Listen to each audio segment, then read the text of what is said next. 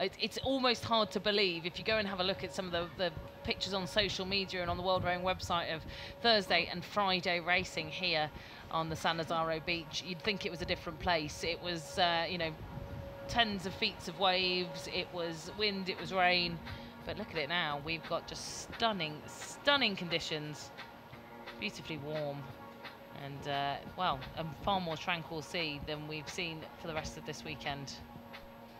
So just seeing the rowers there lining up at the start line, the bottom right of our screen here now. This is the B final. They are racing for a bronze. These will be, oh, false start by Peru.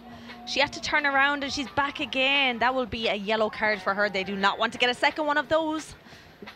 Well, they've not been called back. Well, she sort of was called back, but it wasn't, you know, it wasn't a restart. We saw one of those yesterday where the buzzers kept going, but we are underway. Nervous. We did say this between Ukraine and Peru. It was going to be a tense B final, both with their guaranteed best ever finish.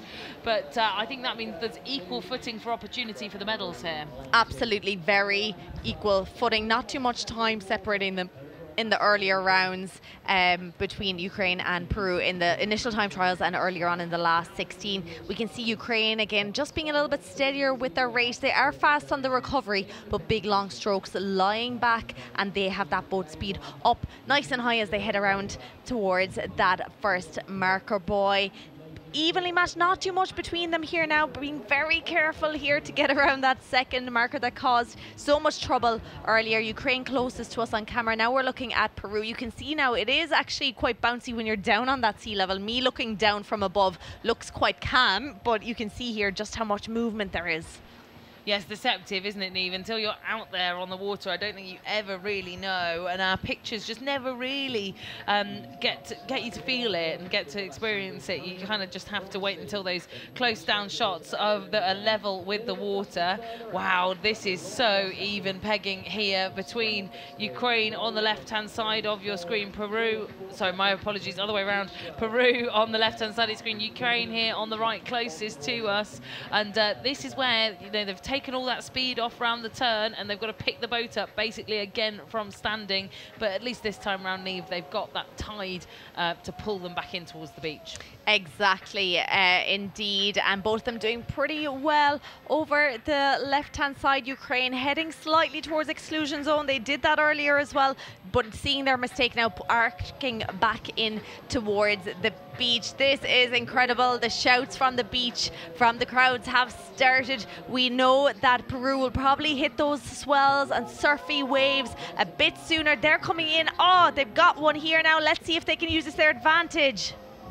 Oh, wow, that's awesome to watch the speeds climbing through these final few strokes as they hit the waves. And you can see it here. We've got the speed meter in the bottom left-hand corner, and that will surge if they catch one of those waves. I think Peru there perhaps have just caught one last minute. It has evened it right back up here for the sprint into the beach. Ukraine, oh no, a big trip for them here as they move now towards the final few stages, but they managed to catch it back up. Great sprinting here from the Ukrainians. Amazing from Lyubov Sudarenkova, who just can't believe it. Just can't believe it. Oh, what a finish. She took, the boat was taken from her, thrown sideways.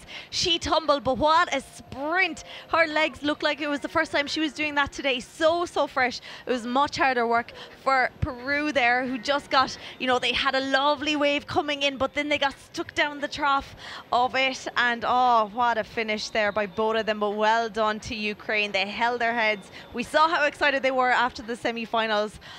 I can't believe how they're feeling right now after winning a bronze medal. Oh, that will be just sensational. We saw how happy the Ukrainian team were after even getting through to the semi-finals.